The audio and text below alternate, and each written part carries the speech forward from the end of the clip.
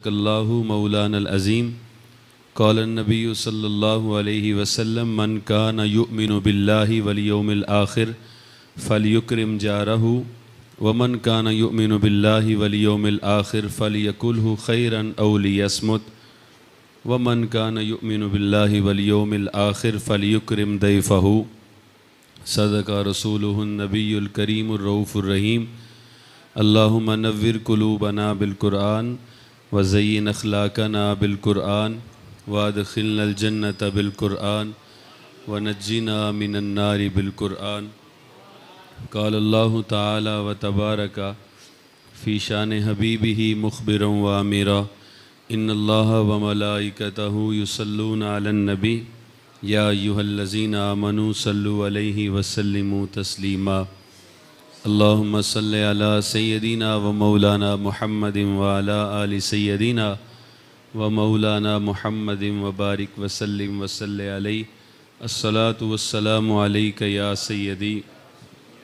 یا رسول اللہ وعلی آلک واصحابک یا سیدی یا حبیب اللہ الصلاۃ والسلام علیک یا سیدی یا نبی اللہ وعلی آلک و اصحابک یا سیدی یا خیر خلق اللہ بزم کونین سجانے کے لیے آپ آئے شمع توحید جلانے کے لیے آپ آئے میرے آقا ایک پیغام جو ہر دل میں اجالا کر دے ساری دنیا کو سنانے کے لیے آپ آئے یا رسول اللہ نا خدا بن کے ابلتے ہوئے طوفانوں میں نا خدا بن کے ابلتے ہوئے طوفانوں میں کشتیاں پار لگانے کے لیے آپ آئے اور میرے آقا ایک مدت سے بھٹکتے ہوئے انسانوں کو ایک مرکز پہ بلانے کے لیے آپ آئے بزم کونین سجانے کے لیے آپ آئے شمع توحید جلانے کے لیے آپ آئے اللہ سبحانہ و تعالی کی ذات بابرکات کے لیے حمد درود آفتاب ہدا ماہتاب عطا در بحر صفا معدن اتقا سید الاصفیاء صاحب حل عطا عکس نور خدا احمد مجتبی حضرت محمد مصطفیٰ صلی اللہ علیہ وآلہ وصحبہ وبارک وسلم کی بارگاہ بے کس پناہ میں اپنی نیازمندیوں کا خراج پیش کرنے کے بعد عالی مرتبت ذی وقار علماء کرام محتشم سامعین و حضرات میری آپ کی خوشبختی ہے کہ اللہ تعالیٰ کے پاکیزہ مطہر ستھرے گھر کے اندر بیٹھ کے اللہ کے محبوب رحمت للعالمین اپنے شفیع آقا اور مولا کے میلاد مسعود کی خوشی میں محفل سجائے بیٹھے ہیں اللہ ہمارا یہاں بیٹھنا لمحہ لمحہ اپنی بارگاہ میں قبول فرمائے تعلیمات نبوی میں عروج امت کی بنیادیں آپ کے سامنے چند لمحے اس عنوان سے کچھ کہنے کی جسارت کروں گا اللہ میری زبان پہ حق بات جاری فرمائے کہی سنی باتوں پہ اللہ مجھے آپ کو عمل کی توفیق عطا فرمائے دنیا میں اس وقت سب سے بڑا مذہب اسلام ہے اس وقت دنیا کی سب سے بڑی طاقت مسلمان ہیں عددی اعتبار سے 1.5 ارب سے ہماری تعداد تجاوز کر چکی ہے دنیا کا 25% رقبہ زرعی رقبہ مسلمانوں کے زیر قبضہ ہے دنیا کا 70% خام مال تیل مسلمانوں کے زیر قبضہ ہے 60 لاکھ سے تجاوز کرتی ریگولر فوج مسلمانوں کے پاس ہے اور خیر سے اللہ نے اسلامی جمہوریہ پاکستان کو ایٹمی طاقت بھی بنا رکھا ہے لیکن اس کے باوجود ہم خانوہ برباد ہیں ہم عراق میں لٹ رہے ہیں ہم ایران میں لٹ رہے ہیں ہم کشمیر میں پٹ رہے ہیں ہم فلسطین میں اجڑ رہے ہیں دنیا کے اندر جہاں بھی ظلم ہو رہا ہے وہ بستی مسلمانوں کی ہے جہاں بھی خون بہہ رہا ہے وہ خون مسلمانوں کا ہے اتنی بڑی طاقت، اتنی بڑی حشمت، اتنا سب کچھ ہونے کے باوجود ہم خانوہ برباد کیوں؟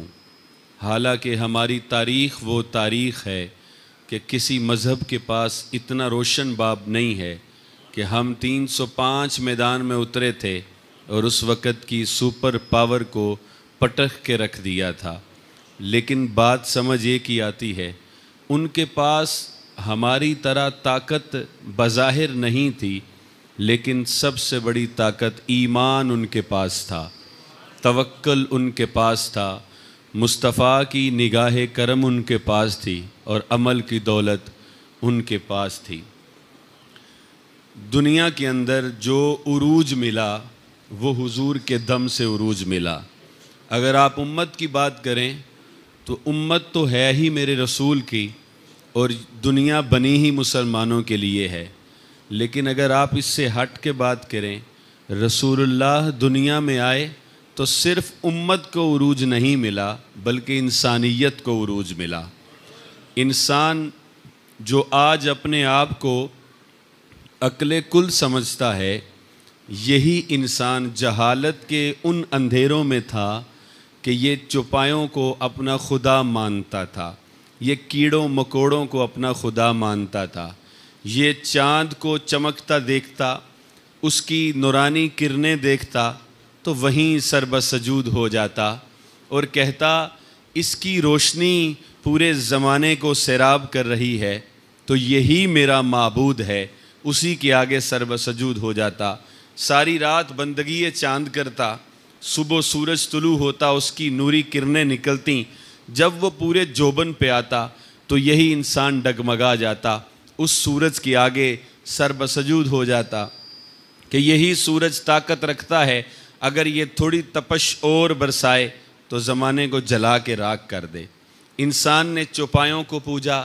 انسان نے چاند کو، فلکیات کو، انسان نے درختوں کو، انسان نے جانوروں کے آگے بھی اپنی پیشانی کو جھکایا،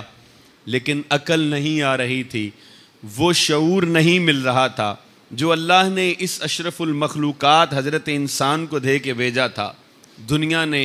زمانے نے کروٹ بدلی، مصطفیٰ کریم چاند بن کے رحمت للعالمین بن کے آئے، انسان کو عقل، شعور، فہم کی دولت سے مستفیض کیا، فرمایا یہ جو چوپائے جن کو تم پوج رہے ہو یہ تو تمہاری خام برداری کے لیے رکھے ہیں، یہ تو تمہاری خدمت کے لیے میرے رب نے بنائے ہیں، یہ جو چاند ہے جس کو تم خدا مانتے ہو، دیکھنا میری انگلی کے اشارے سے ٹوٹ کے تمہارے قدموں میں آ جائے گا۔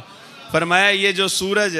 جس کو تم طاقت سمجھتے ہو یہ تو میرے ایک امتی کے لیے،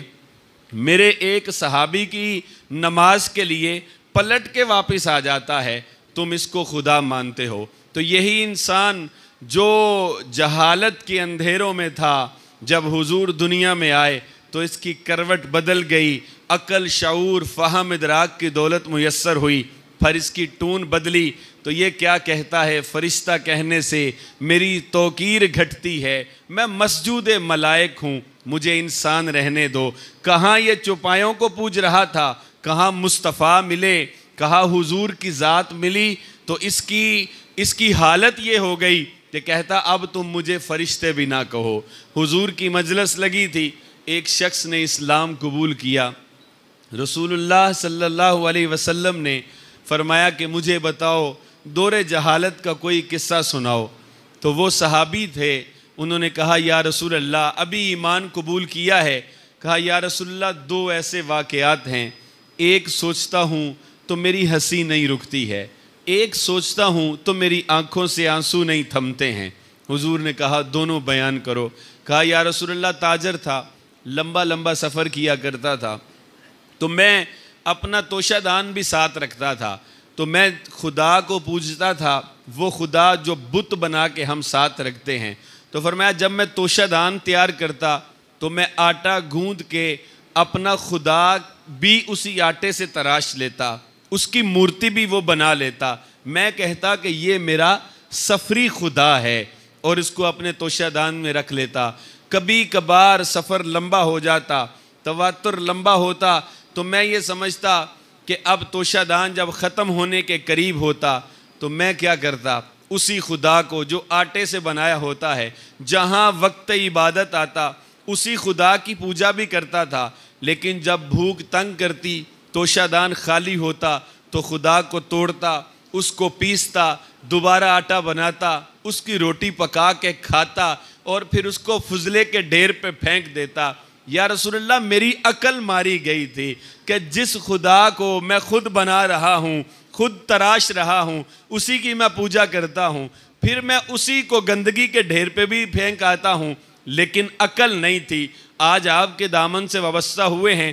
تو اللہ نے عروج دے دیا ہے، نہ خرد کی روشنی تھی نہ جنوں کی آگہی تھی۔ یا رسول اللہ، تیری رہبری سے پہلے یہ جہاں جہاں نہیں تھا۔ کہا یا رسول اللہ، جب میں یہ سوچتا ہوں تو میری ہنسی نہیں رکتی ہے، اور ایک واقعہ ایسا ہے کہ جب میں وہ سوچتا ہوں تو میری آنکھوں سے آنسو نہیں تھمتے۔ یا رسول اللہ، میں سفر پہ گیا، میری زوجہ امید سے تھی، واپس پلٹا، لمبا سفر تھا، تو جب صحن میں دیکھتا ہوں، گھر داخل ہوتا ہوں تو ایک ننھی سی بچی ہے جو میرے آنگن میں کھیل رہی ہے۔ ماں نے اس کو اس ڈر سے کہ کہیں باپ اس کو آتے مارے نہ، اس کی توتلی زبان کو یا ابا تاہو بھی سکھایا ہے کہ اگر تجھے اس حیت کا کوئی شخص ملے تو اس کی خدمت کرنا، اس کو ابا کہہ کے بلانا، اس سے محبت سے پیش آنا۔ یا رسول اللہ، میں صحن میں داخل ہوا، ایک ننھی بچی میری ٹانگوں سے چپٹ گئی، یا ابا تاہو، یا ابا تاہو، اے میرے ابا، اے میرے ابا، مجھے پیار کرنے لگی۔ بیوی سے پوچھا یہ کون ہے؟ تو اس نے کہا کہ یہ وہی تمہاری اولاد ہے، جب تم گئے تھے تو میں امید سے تھی، اللہ نے بیٹی پیدا کی ہے، خدا نے بیٹی دی ہے۔ تو بیوی نے اس ڈر سے اس کو ابا کی محبت سکھائی تھی کہ وہ باپ کے غصے کا، باپ کے قہر کا اور باپ کے عذاب کا مستحق نہ بن جائے، تو میں نے اس کو تمہاری محبت بھی سکھائی۔ وہ شخص کہتا ہے یا رسول اللہ، میں نے فرصت کے لمحات ڈھونڈے، اس بیٹی کو ساتھ لیا، دور نکل گیا، گڑھا کھود رہا ہوں کہ میری بیٹی آگے بڑھتی ہے، پسینہ آتا ہے تو اپنے پلو سے میرا پسینہ بھی صاف کرتی ہے۔ یا رسول اللہ، وہ یہ نہیں جانتی تھی کہ یہ گڑھا میں اسی کے لیے قبر کھود رہا ہوں۔ یا رسول اللہ، مجھے پیاس لگتی ہے تو وہ مشکیزہ بھی آگے کرتی ہے، جوں جوں میرا گڑھا کھدتا ہے وہ خوشی سے اچھل بھی رہی ہے۔ وہ سمجھتی تھی کہ میرا باپ محنت کر رہا ہے، لیکن وہ اس گڑھے کے کھدنے پہ جو خوشی کا اظہار تھا، جب میں نے اس کو اس گڑھے میں ڈالا، اوپر مٹی ڈالنے لگا، وہ اس کی مسکراہٹ، وہ اس کی خوشی چیخوں میں بدلنے لگی، یہاں تک کہ میرے صفاک دل کے اوپر رحم نہ آیا۔ میں مٹی ڈالتا رہا، وہ چیختی رہی، یہاں تک کہ اس کی چیخیں اس مٹی کے اندر دب گئیں۔ این رسول اللہ تضربان، صحابہ کہتے ہیں کہ وہ یہ بات سنا رہا تھا، حضور کی آنکھوں سے آنسو جاری تھے۔ ایک صحابی نے گھور کے دیکھا کہ تو نے حضور کو رلا دیا ہے، تو نے حضور کو جو ہے وہ حضور کی آنکھوں میں آنسو جاری کر دیے ہیں۔ یا رسول اللہ، میں ایسا بدبخت ہوں کہ آج جب اس بیٹی کی چیخیں میرے کانوں میں پڑتی ہیں تو میرے آنسو نہیں رکتے۔ یارو مجھے بتاؤ، آج ہم اپنی بیٹیوں سے پیار کرتے ہیں، جب گھر میں جاتے ہیں سارا دن مزدوری کر کے جب صحن میں داخل ہوتے ہیں، تھکا ہارا شخص جب اپنی بیٹی کو دیکھتا ہے، ایمان سے بتانا اللہ کے گھر میں بیٹھے ہو، کیا بیٹی دیکھ کے ساری تھکن اتر نہیں جاتی؟ کیا دنیا کے سارے غم اس بیٹی کی مسکراہٹ سے اتر نہیں جاتے؟ حضور نے اپنی بیٹی جب پیدا ہوئی تو سینے سے لگائی، کہا لوگو تم بیٹیوں کو زندہ درگور کرتے ہو، فاطمہ بدعۃ منی وہی قلبی وہی روحی التی حین ازاہا فقد ازانی۔ لوگو میری بیٹی میرے جگر کا ٹکڑا ہے، میری بیٹی میرا دل بھی ہے، میری بیٹی میرا جگر بھی ہے۔ لوگو جس نے اس کو اذیت دی اس نے مجھے اذیت دی، غضبہا فقد غضبنی، جس نے اس کو غضبناک کیا اس نے مجھے غضبناک کیا، اور کہا جس نے مجھے غضبناک کیا اس نے رب کو غضبناک کیا۔ حضور کی بارگاہ میں سیدہ عائشہ تشریف لاتی ہیں، یا رسول اللہ حضور گھر میں آتے ہیں، محبوب کائنات آپ عرض گزار ہوتی ہیں، یا رسول اللہ آج ایک عجیب ماجرا میرے ساتھ ہوا ہے۔ وہ ماجرا کیا ہے؟ میرے دروازے پہ، دروازہ رسالت مآب پہ ایک خاتون آئی تھی جس نے صدا لگائی، سائل تھی، میں نے گھر سے بڑا کچھ ڈھونڈا، ملا نہ، دوبارہ کوشش کی تو ایک خشک کھجور ملی، نیت یہ تھی کہ رسول اللہ کے دربار پہ آئی ہے، خالی ہاتھ نہ جائے، میں نے ایک کھجور اس کو دی تو اس کے پلو کے ساتھ، پہلو کے ساتھ 2 بیٹیاں چمٹی تھیں، اس نے آدھی ایک بیٹی کے منہ میں ڈال دی، آدھی دوسری بیٹی کے منہ میں ڈال دی۔ یا رسول اللہ، اس کا پیٹ کمر کے ساتھ لگا تھا، خود بھوکی تھی لیکن پیٹ کاٹ کے اپنی بیٹی کے منہ میں لقمہ ڈالا۔ یا رسول اللہ، مجھے اس کی تکلیف دیکھی نہیں گئی۔ سیدہ پاک یہ بات سنا رہی ہیں کہ آپ کی آنکھیں نم ہو گئیں۔ حضور نے فرمایا عائشہ پریشان نہ ہو، کل قیامت کے دن اگر خدا نے اس ماں کو جہنم کا حکم دے دیا تو یہ بیٹیاں رب کے راستے میں کھڑی ہو جائیں گی کہ مالک ہم تو اپنی ماں کو جہنم میں نہیں جانے دیں گے۔ عائشہ تجھے رسول اللہ بتا رہے ہیں کہ رب ان بیٹیوں کی سفارش کی وجہ سے اس ماں کو جنت عطا فرما دیں گے۔ یہ عروج انسانیت کو کہاں سے ملا؟ انسانیت کو عروج دیا میرے مصطفیٰ نے۔ یتیم بچہ تھا، ماں کے جسم سے کپڑے اتر گئے، جسم چھلکنے لگا، 10 سال عمر تھی تو ماں کے آگے کھڑا ہو گیا۔ آج میں اپنے چچا کے دروازے پہ جاؤں گا، جا کے کہوں گا کہ میری ماں کے لیے کپڑے دو۔ ماں نے کہا بیٹا سوائے دھکوں کے کچھ نہیں ملے گا، یہ سفاک زمانہ ہے، یہ جہالت کا دور ہے، لوگ یتیم کو منحوس سمجھتے ہیں، جس گھر میں داخل ہو اس گھر کے دروازے بند کر دیے جاتے ہیں، نہ جانا۔ لیکن بیٹا غصے میں تھا،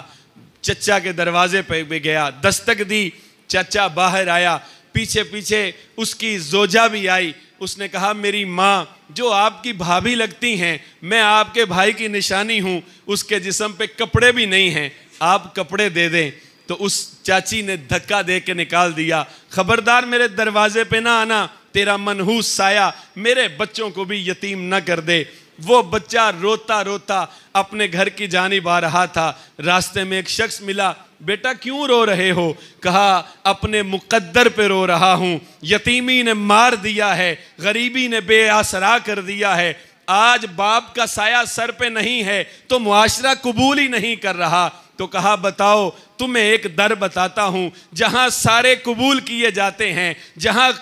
قبول ہی غریب کیے جاتے ہیں، جہاں قبولیت بے آسراؤں کی ہے۔ کہا وہ کون سا در ہے؟ کہا وہ محمد کا در ہے، اس در پہ جاؤ تمہاری آرزو پوری کر دی جائے گی۔ وہ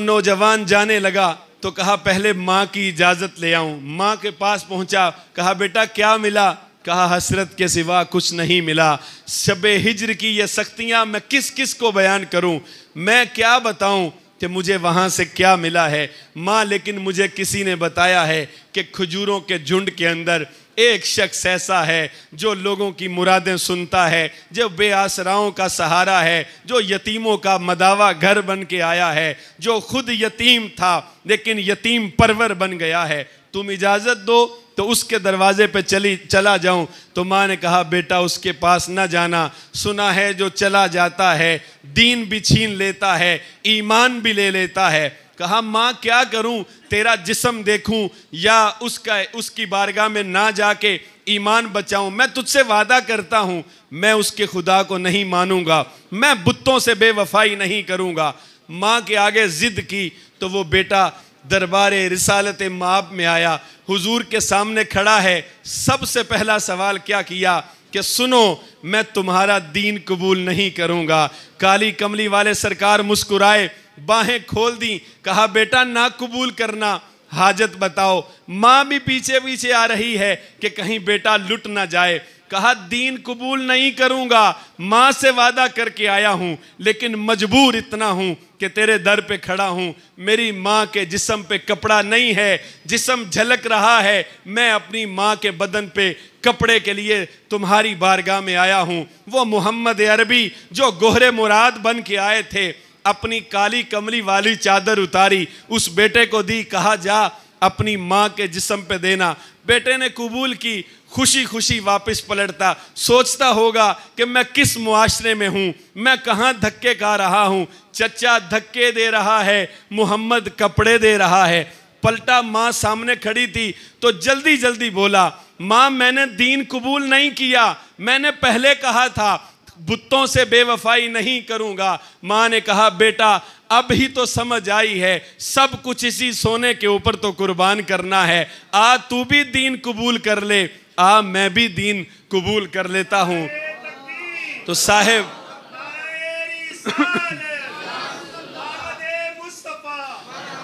انسانیت کو عروج میرے رسول نے دیا، پھر زمانہ کروٹ بدلنے لگا، حضور نے لوگوں کو تعلیم دی تو پھر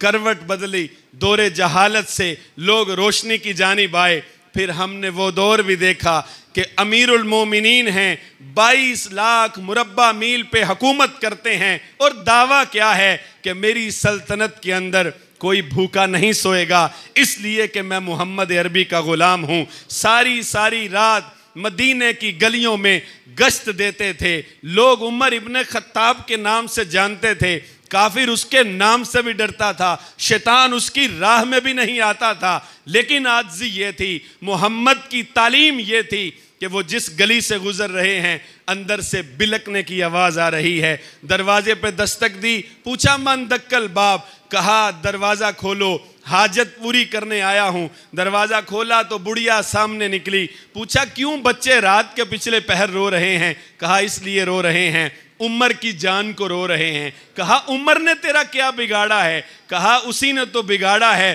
22 لاکھ مربع میل پہ حکومت کرتا ہے، رسول اللہ کے منبر پہ بیٹھتا ہے اور اس کو پتہ نہیں کہ غریب بھوکے سو رہے ہیں۔ کہا ماجرا کیا ہے؟ کہا ہنڈیا اوپر رکھی ہے، پتھر اور پانی ڈالے ہیں، نیچے آگ جلا رکھی ہے، بیٹے فاقوں سے ہیں۔ کہا ہے بیٹا سو جاؤ، ہنڈیا پکتی ہے تو اٹھا لوں گی۔ روزانہ کا یہی معمول ہے، وہ روتے روتے بلکتے بلکتے سو جائیں گے، لیکن پتھر کب پکیں گے؟ وہ پانی ہی خوش ہوگا۔ عمر نے کہا تم مجھے وقت دو، واپس پلٹے، بیت المال کا دروازہ کھولا، کنستر گھی کا اپنے کندھوں پہ اٹھایا، غلام آگے بڑھا، آقا حاضر ہوں، بتائیں کہاں چھوڑ کے آنا ہے؟ کہا بتاؤ قیامت میں عمر کا بوجھ اٹھا لو گے؟ کہا نہیں اٹھا پاؤں گا۔ کہا پھر آج بھی عمر کو اپنا بوجھ اٹھانے دو۔ کنستر گھی کا جو کی بوریا خود اٹھائی، بڑھیا کے دروازے پہ لا کے رکھی، کہا بڑھیا تو جلدی جلدی کھانا پکا، میں تیرے بچے کھلاتا ہوں۔ گوڑی بن کے ٹکنے زمین پہ رکھ کے عمر اس یتیم گھرانے کے اندر بچے کو کندھوں پہ بٹھا کے لوریاں دے رہے ہیں، اور ماں جو ہے وہ ہنڈیا پکا رہی ہے۔ کھانا پکا، لقمے منہ میں ڈالے گئے، جانے لگی تو بڑھیا سامنے کھڑی ہو گئی، یہ تو بتاتے جاؤ کہ مدینے میں رہتے ہو، کس صالح خاندان کے بیٹے ہو، باپ کا نام کیا ہے، اتنے عظیم خاندان سے ہو، اتنے خدمت گزار ہو، بتاؤ کون ہو؟ رسول اللہ کی بارگاہ میں جا کے بتاؤں گی کہ تیری امت میں ایسے جوان بھی ہیں۔ میں رسول اللہ کی بارگاہ میں عمر کی شکایت بھی لگاؤں گی کہ وہ تنہا حکومت کے مزے لے رہا ہے۔ کہنے تھے کپ کپی تاری ہوئی، عمر گھٹنوں کے بل اس بڑھیا کے آگے گرا، ہاتھ جوڑے، بڑھیا عمر کو معاف کر دے۔ کہا عمر کو معاف نہیں کروں گی، قیامت کا دن ہوگا، رسول اللہ سامنے ہوں گے، میرا ہاتھ ہوگا، عمر کا گریبان ہوگا، تو عمر کی سفارش نہ کر، بھلا آدمی ہے، اچھا بچہ ہے، لیکن عمر کی سفارش نہ کر۔ کہا ہاتھ جوڑ کے آنکھوں میں آنسو لیے، دست بدستہ تیرے سامنے گھٹنے ٹیکے، یہ جو کھڑا ہے لوگ اسی کو عمر کہتے ہیں۔ صاحب یہ وہ تعلیم تھی جو میرے مصطفیٰ نے دی، یہ امت کا عروج تھا۔ پھر وہ وقت آیا جب عمر بن عبدالعزیز کا دور حکومت تھا کہ ایک نبینہ حافظ کو کافروں نے پکڑ لیا، تو عمر بن عبدالعزیز نے خط لکھا کافروں کے نام، کہا خبردار میرے ایک حافظ قرآن کو چھوڑ دو وگرنہ اتنا بڑا قافلہ بھیجوں گا، پہلا سپاہی تمہاری اینٹ سے اینٹ بجا رہا ہوگا اور آخری سپاہی میرے دارالخلافہ سے نکل رہا ہوگا۔ تو صاحب حضور نے جو امت کی تعلیم دی اس نے عروج پایا، لیکن زوال کب آیا؟ آپ یاد رکھیں، غرناطہ اجڑا، بغداد اجاڑ دیا گیا، ہماری سروں کی کھوپڑیوں کا مینار بھی بنایا گیا، ہماری لائبریریوں کو دریائے دجلہ کے سفید پانی سے کالا بھی کیا گیا، لیکن امت گری نہیں، امت دوبارہ کھڑی ہوئی۔ امت کب گری ہے؟ جب اس نے قرآن اور صاحب قرآن کے دامن کو چھوڑ دیا، جب اس نے رسول اللہ کی تعلیمات کو چھوڑا، پھر خانواہ برباد ہو گئے۔ جب اس نے حضور کے دامن سے اپنے آپ کو پیچھے کر لیا، پھر امت ٹکڑے ٹکڑے ہو گئی۔ اور آج یہ حالت ہے کہ ہماری بہنوں بیٹیوں کو بے آبرو کر دیا جاتا ہے، لیکن ہم عیاشی کی زندگی گزارتے ہیں، ہمارے حکمرانوں کے کانوں پہ جوں بھی نہیں رینگتی ہیں۔ میرے رب نے قرآن میں کہا والعصر ان الانسان لفی خسر، مجھے قسم ہے زمانے کی، انسان خسارے میں ہے۔ امام رازی نے عصر سے 4 جو ہے وہ مطلب لیے ہیں۔ پہلا کہا عصر سے مراد زمانہ ہے، عام زمانے کی قسم ہے، انسان خسارے میں ہے، کیونکہ انسان زمانے سے گزرتا ہے تو زمانہ خود جانتا ہے، زمانہ انسان کے خسارے کا گواہ بن جاتا ہے۔ میں نے جو گناہ کیے ہیں، میرے ان گناہوں کا زمانہ گواہ ہے، آپ نے جو عمل کیے ہیں، آپ کے ان عملوں کا زمانہ گواہ ہے۔ امام رازی کہتے ہیں کہ پہلا مطلب یہ ہے کہ رب نے زمانے کی قسم اٹھائی۔ دوسرا مطلب یہ ہے کہ رب نے عصر کے وقت کی قسم اٹھائی، کہ عصر کا وقت وہ ہوتا ہے کہ جب دکان بھی سمیٹنی ہوتی ہے، گاہک بھی کھڑا ہوتا ہے، اور بندہ مومن کو نماز عصر بھی کھینچ رہی ہوتی ہے۔ تھوڑا وقت ہوتا ہے، سورج غروب ہونے والا ہوتا ہے، تو عصر کا وقت بڑا نازک وقت ہے کہ سارے کام بھی سمٹ جائیں، گھاگ بھی بھگت جائے، نماز بھی پوری ہو جائے۔ تو رب نے عصر کی نماز کی قسم اٹھائی۔ تیسرا فرمایا کہ عصر سے مراد وقت عصر ہے، کہ جب سورج غروب ہو رہا ہوتا ہے تو اللہ انسان کو بتا رہا ہے کہ یہ زندگی ڈھل رہی ہے، تو آہستہ آہستہ غروب آفتاب کی جانب بڑھ رہا ہے۔ ایک وقت ہے کہ تو بڑا جوان ہے، لوگ تجھے جوانی کے نام سے پکارتے ہیں، لیکن یاد رکھنا جس طرح سورج نکلا پھر جوبن پہ گیا، پھر غروب آفتاب کی جانب بڑھا، پھر اندھیرا چھا گیا، تمہاری زندگی بھی ایسی ہے۔ چوتھا مطلب جو میرا مقصود ہے آج کے موضوع میں، وہ امام رازی نے کہا کہ عصر سے مراد زمانہ رسالت مآب ہے۔ اللہ نے زمانہ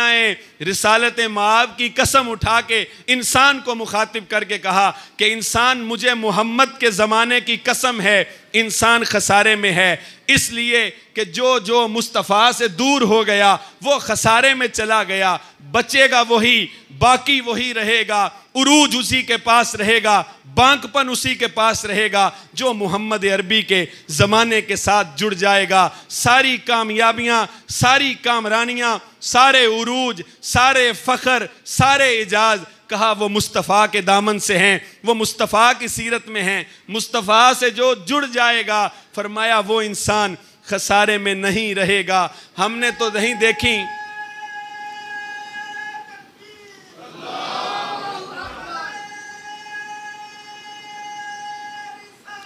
ہم نے